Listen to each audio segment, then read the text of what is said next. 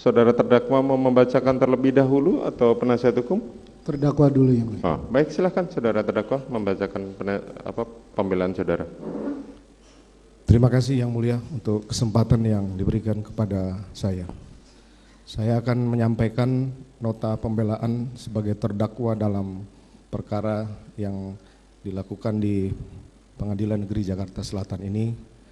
Saya membuat judul Setitik Harapan dalam Ruang Sesak Pengadilan. Majelis Hakim yang mulia, Jaksa Penuntut Umum dan Penasihat Hukum yang terhormat.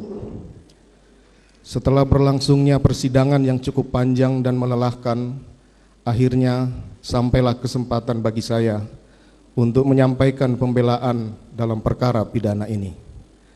Pada awal kesempatan ini, perkenankan saya lebih dahulu menyampaikan puji dan syukur yang tidak terbatas atas kebesaran dan berkat Allah yang Maha Kuasa, Tuhan yang Maha Pengasih, atas perlindungan, perawatan, dan nafas kehidupan bagi saya, istri, dan anak-anak di masa sulit yang sedang kami hadapi saat ini.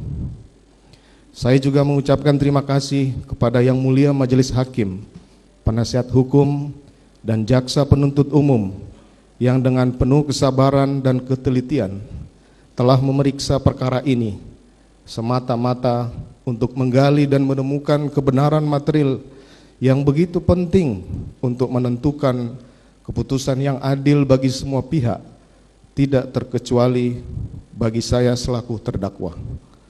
Majelis Hakim yang mulia, Jaksa Penuntut Umum, dan Penasihat Hukum yang terhormat. Nota pembelaan ini awalnya hendak saya beri judul Pembelaan yang Sia-sia, karena di tengah hinaan, caci maki, olok-olok serta tekanan luar biasa dari semua pihak terhadap saya dan keluarga dalam menjalani pemeriksaan dan persidangan perkara ini, acap kali membawa saya dalam keputusasaan dan rasa frustasi.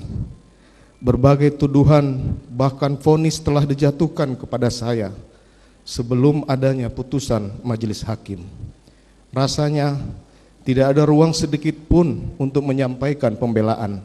Bahkan sepotong kata pun tidak pantas untuk didengar lagi, dipertimbangkan dari seorang terdakwa seperti saya. Selama 28 tahun saya bekerja sebagai aparat penegak hukum dan menangani berbagai perkara kejahatan termasuk pembunuhan. Belum pernah saya menyaksikan tekanan yang begitu besar terhadap seorang terdakwa sebagaimana yang saya alami hari ini.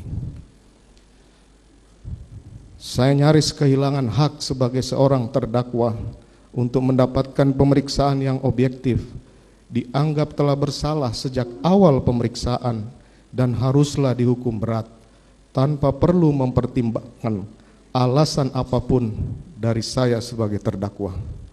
Media framing dan produksi hoax terhadap saya sebagai terdakwa dan keluarga secara intens terus dilancarkan sepanjang pemeriksaan. Berikut tekanan massa baik di dalam maupun di luar persidangan yang kemudian telah mempengaruhi persepsi publik, bahkan mungkin mempengaruhi arah pemeriksaan perkara ini, mengikuti kemauan sebagian pihak, termasuk juga mereka yang mencari popularitas dari perkara yang tengah saya hadapi. Saya tidak memahami bagaimana hal tersebut terjadi, sementara prinsip negara hukum yang memberikan hak atas jaminan, perlindungan, dan kepastian hukum yang adil, serta perlakuan yang sama bagi semua warga negara di mata hukum masih diletakkan dalam konstitusi negara kita. Demikian pula prinsip praduga tidak bersalah atau presumption of innocence yang seharusnya ditegakkan berdasarkan artikel 11 Deklarasi Universal Hak Asasi Manusia, artikel 14 ICCPR, serta penjelasan umum butir ketiga huruf C KUHP. Demikian pula pasal 8 ayat 1 Undang-Undang Nomor 48 Tahun 2009 tentang kekuasaan kehakiman yang menegaskan bahwa setiap orang yang dituntut dan dihadapkan di muka sidang pengadilan wajib dianggap tidak bersalah sampai adanya putusan pengadilan yang menyatakan kesalahannya. Majelis Hakim yang mulia, jaksa penuntut umum, dan penasihat hukum yang terhormat. Sejak awal saya ditempatkan sebagai terperiksa dalam perkara ini, beragam tuduhan telah disebarluaskan di media dan masyarakat, seolah saya adalah penjahat terbesar sepanjang sejarah manusia. Saya telah dituduh secara sadis melakukan penyiksaan terhadap almarhum Yosua sejak Magelang. Begitu juga tudingan sebagai bandar narkoba dan judi, melakukan perselingkuhan dan menikah sirih dengan banyak perempuan, perselingkuhan istri saya dengan Joshua dan Kuat, melakukan LGBT, memiliki bunker yang penuh dengan uang, sampai dengan penempatan uang ratusan triliun dalam rekening atas nama Yosua, yang kesemuanya adalah tidak benar. Saya ulangi, semuanya tuduhan itu adalah tidak benar. Dan tuduhan tersebut telah sengaja disebarkan untuk menggiring opini yang menyeramkan terhadap diri saya, sehingga hukuman paling berat harus dijatuhkan tanpa perlu mendengarkan dan mempertimbangkan penjelasan dari seorang terdakwa seperti saya. Majelis Hakim yang mulia, dalam satu kesempatan di awal persidangan, bahkan penasihat hukum pernah menunjukkan sebuah video viral di masyarakat yang menggambarkan prosesi eksekusi mati terhadap diri saya sebagai terdakwa. Padahal persidangan pun masih berjalan dan jauh dari putusan pengadilan. Nampaknya berbagai prinsip hukum telah ditinggalkan dalam perkara ini, di mana saya duduk sebagai terdakwa. Tidak dapat saya bayangkan bagaimana saya dan keluarga dapat terus melanjutkan dan menjalani kehidupan sebagai seorang manusia, juga sebagai warga masyarakat, dengan berbagai tuduhan keji yang melekat sepanjang perjalanan hidup kami. Meski demikian, istri, keluarga, terkhusus anak-anak, dengan penuh kasih dan kesabaran tidak pernah berhenti untuk menguatkan dan meyakinkan bahwa harapan keadilan masih ada walaupun hanya setitik saja. Karenanya saya tidak boleh berhenti menantikan keadilan. Harapan akan keadilan itu mengalir pada persidangan yang mulia ini dan akan bermuara pada kebijaksanaan majelis hakim dalam putusannya. Putusan yang akan menentukan nasib perjalanan hidup saya, istri, anak-anak, dan keluarga besar kami. Majelis Hakim yang mulia, jaksa penuntut umum, dan penasihat hukum yang terhormat, hari ini tepat 165 hari saya berada dalam tahanan untuk menjalani pemeriksaan perkara ini. Berada dalam tahanan berarti kehilangan kemerdekaan dalam hidup sebagai manusia selama ini. Saya menikmati jauh dari berbagai fasilitas, kehilangan kehangatan keluarga, sahabat, dan handai tolan.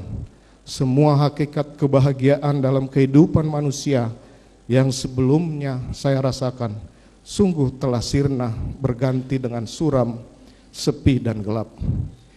Di dalam juri tahanan yang sempit, saya terus merenungi betapa rapuhnya kehidupan saya sebagai manusia. Tidak pernah terbayangkan sebelumnya kehidupan saya yang begitu terhormat dalam sekejap terperosok dalam nestapa dan kesulitan yang tidak terperikan. Demikianlah penyesalan kerap tiba belakangan, tertinggal oleh amarah dan murka yang mendahului. Majelis Hakim yang mulia, jaksa penuntut umum, dan penasihat hukum yang terhormat, penderitaan yang menimpa saya dan keluarga hari ini diawali dari peristiwa yang dialami oleh istri saya, Putri Chandrawati, pada tanggal 7 Juli 2022. Pada tanggal 8 Juli 2022, istri saya yang terkasih Putri Chandrawati tiba dari Magelang dan menyampaikan bahwa dirinya telah diperkosa oleh almarhum Yosua sehari sebelumnya di rumah kami di Magelang. Istri saya Putri Chandrawati terus menangis sambil menceritakan bagaimana kejadian yang telah dialaminya tersebut. Tidak ada kata-kata yang dapat saya ungkapkan saat itu. Dunia serasa berhenti berputar, darah saya mendidih, hati saya bergejolak. Otak saya kusut membayangkan semua cerita itu. Membayangkan harkat dan martabat saya sebagai seorang laki-laki, seorang suami yang telah dihempaskan dan diinjak-injak. Juga membayangkan bagaimana kami harus menghadapi ini. Menjelaskan di hadapan wajah anak-anak kami, juga bertemu para anggota bawahan dan semua kolega kami. Dalam pembicaraan yang terasa dingin dan singkat tersebut, istri saya Putri Chandrawati mengibah agar aib yang menimpa keluarga kami tidak perlu disampaikan kepada orang lain. Istri saya begitu malu. Ia tidak akan sanggup menatap wajah orang lain yang tahu bahwa ia telah dinodai.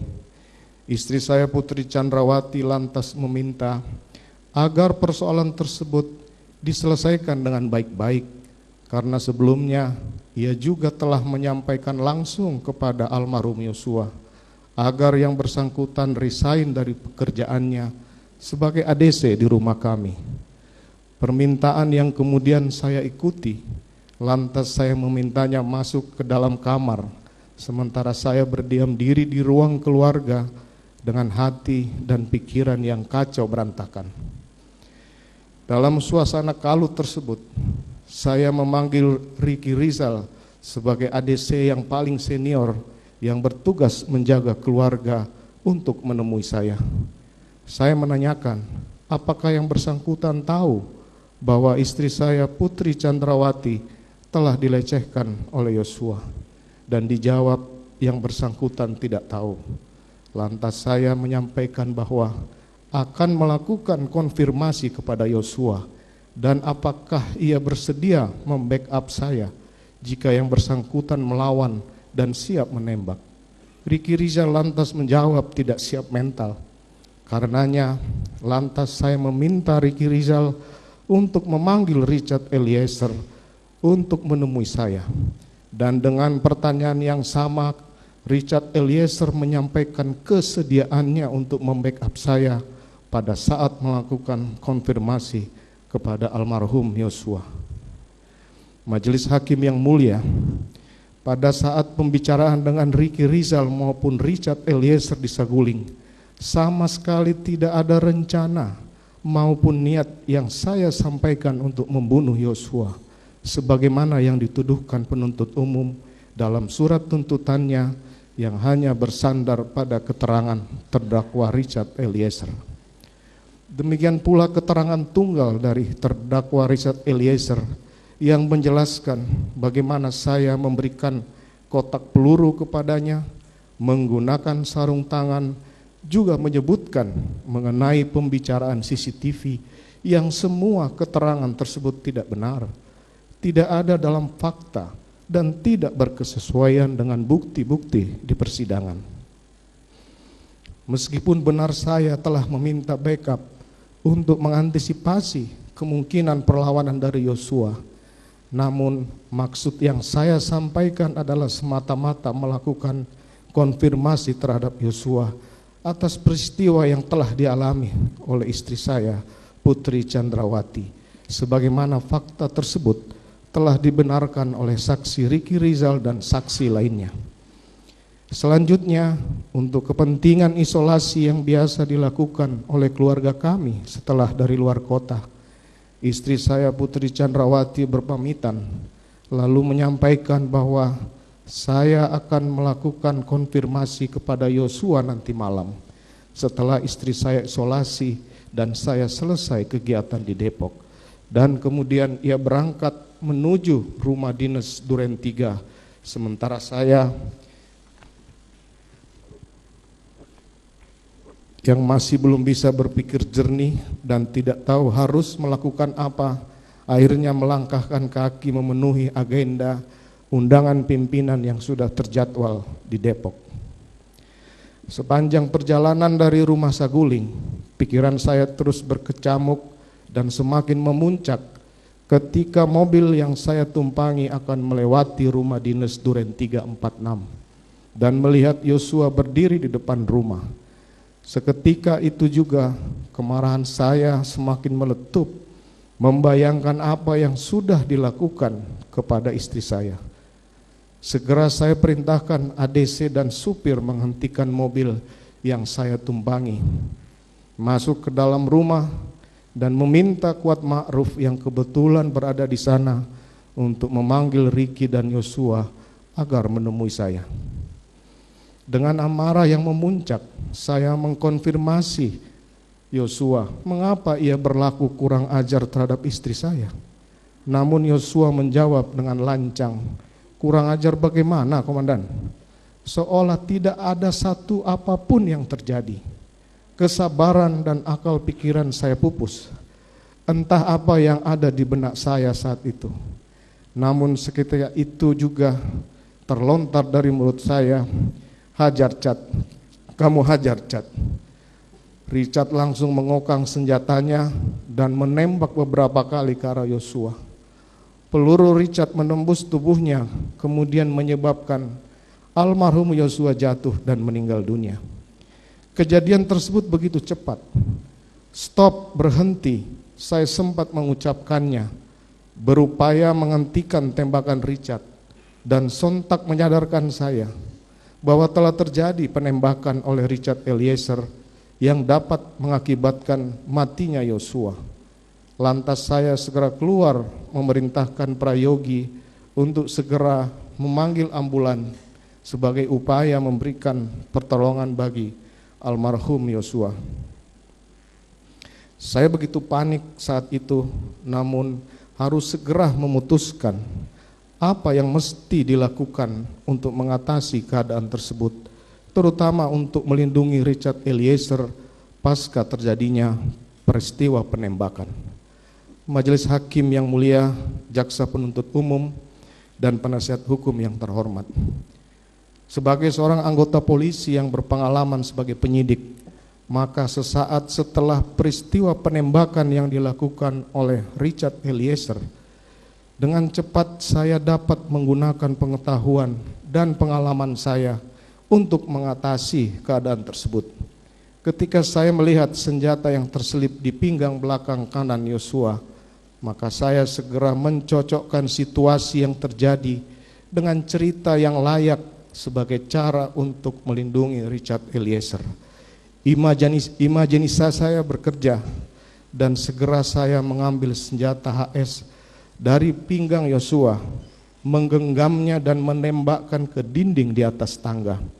Lantas menggenggamkan senjata tersebut ke tangan Yosua dan kemudian menembakkannya ke dinding atas TV di ruang tengah rumah Duren 3. Sehingga cerita tembak-menembak antara Richard Eliezer dengan Yosua dapat tergambarkan di tempat kejadian perkara.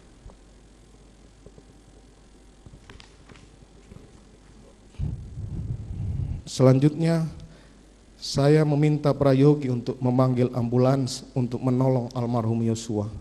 Lalu saya segera memeriksa keadaan istri saya, Putri Chandrawati, yang berada di dalam kamar. Membuka pintu kamar yang tertutup dan menemukan dalam keadaan menangis ketakutan. Saya mendekapnya untuk menutup wajahnya agar tidak melihat keadaan di sekitar dan menarik tubuhnya untuk meninggalkan rumah Duren 3 untuk dibawa ke rumah Saguling. Majelis Hakim yang mulia, Jaksa Penuntut Umum, dan penasihat hukum yang terhormat. Cerita tidak benar mengenai tembak-menembak tersebut saya susun setelah Richard Eliezer menembak Yosua. Cerita tersebut bersandar pada pemahaman saya atas peraturan Kapolri nomor 1 tahun 2009 tentang penggunaan kekuatan dalam tindakan kepolisian. Penggunaan kekuatan dapat dilakukan oleh anggota Polri apabila terdapat ancaman kepada diri sendiri maupun orang lain.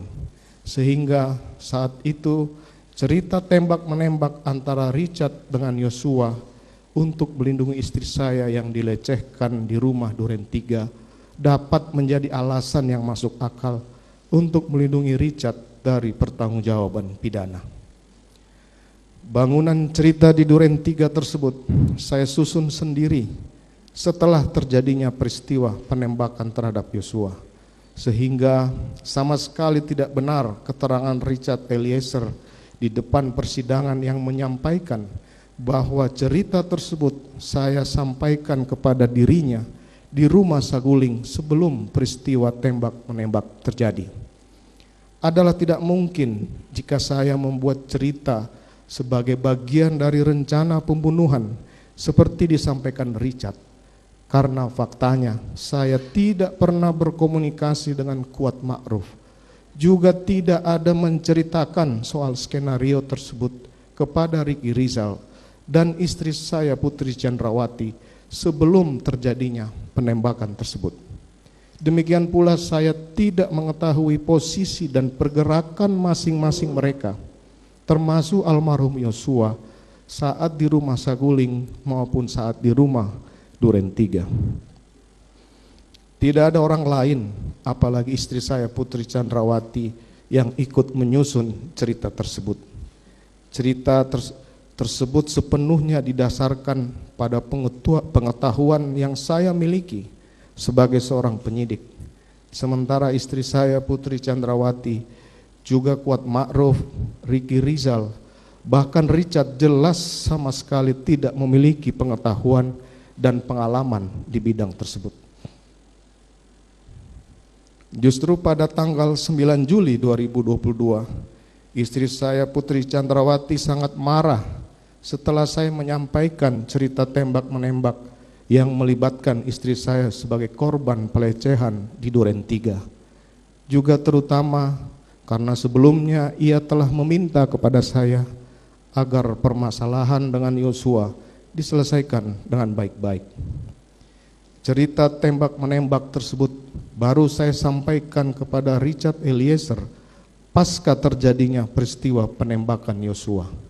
Setelah memerintahkan Ricky Rizal mengantar istri saya kembali ke rumah Saguling, kemudian saya masuk kembali menemui Richard Eliezer untuk menjelaskan cerita tembak-menembak tersebut dengan maksud untuk dijelaskan kepada penyidik apabila kemudian menghadapi pemeriksaan. Cerita tembak-menembak juga baru saya jelaskan kepada Kuat Ma'ruf dan Ricky Rizal ketika saya menemui mereka saat pemeriksaan di Biro Provos Mabes Polri. Di dalam cerita tersebut saya sampaikan bahwa saya tidak berada di TKP pada saat tembak-menembak terjadi. Saya tiba saat peristiwa telah selesai. Cerita tidak benar tersebut yang belakangan terungkap setelah diputarnya kopi rekaman CCTV di depan pos Satpam rumah Duren 3 oleh penyidik Polri. Sebelumnya, untuk mendukung cerita tersebut, pada tanggal 13 Juli 2022, saya telah memerintahkan salah satu anggota kepolisian untuk merusak laptop dan flash disk yang berisi kopi rekaman CCTV di depan pos Satpam rumah Duren 3. Tindakan tersebut kemudian telah menyeret sebagian anggota Polri yang melaksanakan perintah tersebut dalam pemeriksaan kode etik, pidana, dan diberhentikan sebagai anggota Polri. Dampak tersebut tidak pernah saya bayangkan. Sementara institusi Polri juga tidak mengindahkan penjelasan dan permohonan maaf yang saya sampaikan pada setiap pemeriksaan, bahwa semua anggota Polri tersebut tidak bersalah karena mereka telah mendapatkan informasi dan fakta yang keliru, juga menjalankan perintah saya yang keliru. Majelis Hakim yang mulia, Jaksa Penuntut Umum dan penasihat hukum yang terhormat, sungguh setiap waktu rasa bersalah dalam diri saya tidak pernah berhenti. Penyesalan mendalam atas timbulnya korban Yosua, atas luka bagi keluarga yang ditinggalkan. Terlebih khusus terhadap istri saya yang terkasih, Putri Chandrawati, yang untuk kedua kalinya harus menderita karena tanpa dasar dan bukti kesalahannya telah dijadikan terdakwa dalam persidangan ini, setelah sebelumnya menjadi korban perkosaan yang merampas kehormatan dan martabatnya sebagai seorang perempuan, istri dan ibu dari anak-anak kami. Tidak bisa saya bayangkan bagaimana hancur dan sakitnya perasaannya. Kiranya Tuhan sajalah yang selalu menguatkan dan menghiburnya. Saya sungguh menyesali bahwa peristiwa pembunuhan yang terjadi terhadap almarhum Yosua telah menyeret mereka yang tidak terlibat dan tidak bersalah ke dalam ruang persidangan pidana. Mereka dituntut atas perbuatan dan kesalahan yang tidak mereka ketahui.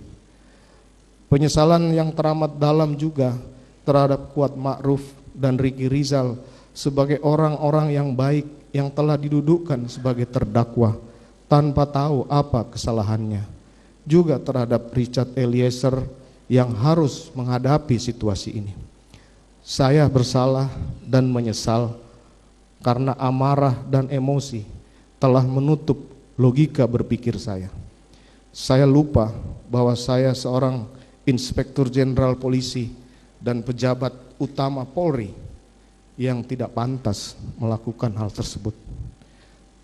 Selama 28 tahun saya tidak pernah lelah mendedikasikan diri bagi Polri yang selalu saya cintai. Dalam banyak penugasan sebagai seorang polisi, acap kali saya harus meninggalkan istri dan anak-anak semata-mata untuk memberikan dedikasi terbaik bagi kepolisian, masyarakat, nusa dan bangsa. Sebagai anggota Polri, saya tidak pernah melakukan pelanggaran pidana, pelanggaran disiplin maupun kode etik, bahkan telah menerima bintang Bayangkara Pratama dari Bapak Presiden yang membuktikan dharma bakti saya bagi Polri yang tanpa cacat dan celah selama berdinas. Majelis Hakim yang mulia, jaksa penuntut umum dan penasihat hukum yang terhormat. Akhirnya di tengah persidangan yang begitu sesak dan penuh tekanan ini, saya kembali menyampaikan permohonan maaf yang mendalam kepada keluarga korban almarhum Yosua, kepada Bapak Presiden Republik Indonesia dan seluruh jajarannya, kepada Bapak Kapolri dan Kepolisian Republik Indonesia yang sangat saya cintai, kepada masyarakat Indonesia yang telah terganggu dengan peristiwa ini. Saya juga meminta maaf sujud kepada istri saya yang terkasih, Putri Chandrawati dan anak-anak. Saya telah lalai menjalankan tugas sebagai seorang suami, sebagai seorang ayah yang baik. Semoga Tuhan mengampuni saya dan kiranya Ia selalu memberikan keteguhan dan kekuatan kepada kalian. Selanjutnya, melalui pembelaan ini, saya mohon kepada majelis hakim yang mulia berkenan memberikan keputusan yang adil berdasarkan hukum dan penilaian objektif atas fakta dan bukti yang telah dihadirkan di persidangan ini dengan mempertimbangkan yang pertama, bahwa sejak awal saya tidak merencanakan pembunuhan terhadap korban Yosua karena peristiwa tersebut terjadi begitu singkat dan diliputi emosi, mengingat hancurnya harkat martabat saya juga istri saya yang telah menjadi korban perkosaan. Kedua, dalam pemeriksaan saya telah berupaya menyajikan semua fakta yang saya ketahui, termasuk mendorong saksi atau terdakwa lain sebagaimana dalam keterangan Kuat Ma'ruf untuk mengungkap skenario tidak benar pada pemeriksaan di tingkat penyidikan. Ketiga, saya telah mengakui cerita tidak benar mengenai tembak-menembak di rumah Duren 3. Keempat, saya telah menyesali perbuatan saya, meminta maaf dan siap bertanggung jawab sesuai perbuatan dan kesalahan saya.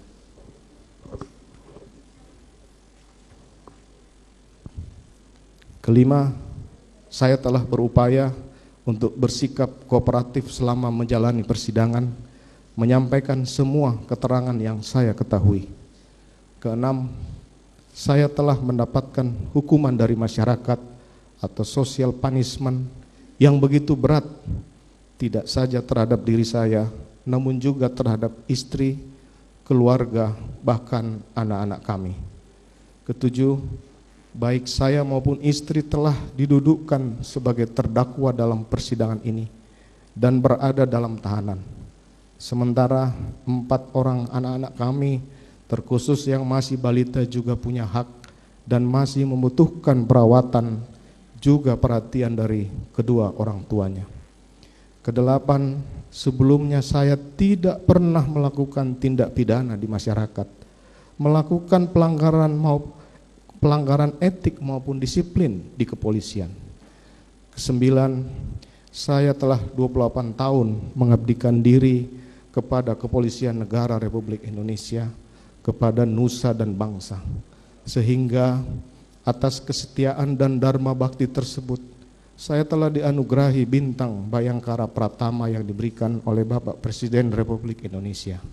Saya juga telah mendapatkan penghargaan tertinggi dari Polri berupa 6 pin emas Kapolri atas pengungkapan berbagai kasus penting di kepolisian, antara lain pengungkapan kasus narkoba jaringan internasional dengan penyitaan barang bukti 4 ton 212 kg sabu, pengungkapan kasus Joko Chandra, pengungkapan kasus tindak pidana perdagangan orang yang menyelamatkan pekerja migran Indonesia di luar negeri, dan banyak pengungkapan kasus besar lainnya.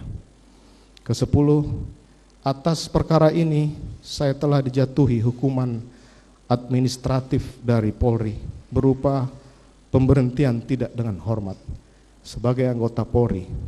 Akibatnya saya telah kehilangan pekerjaan dan tidak lagi mendapatkan hak-hak apapun termasuk uang pensiun, sehingga saya telah kehilangan sumber penghidupan bagi saya dan keluarga.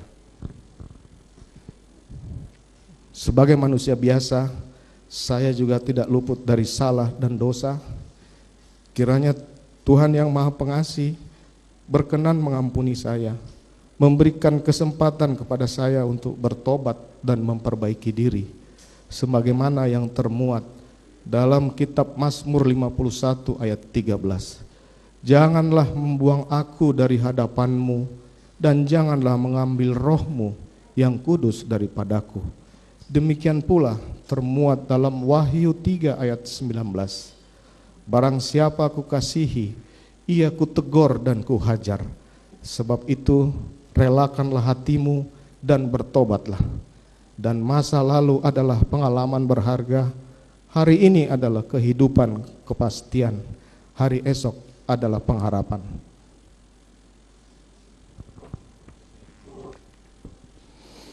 Demikian nota pembelaan pribadi ini saya sampaikan. Semoga dapat menjadi pertimbangan yang adil bagi yang mulia majelis hakim dalam memutuskan perkara ini di tengah desakan dan sesaknya ruangan persidangan ini. Terima kasih yang mulia. Makobrimob 24 Januari 2023.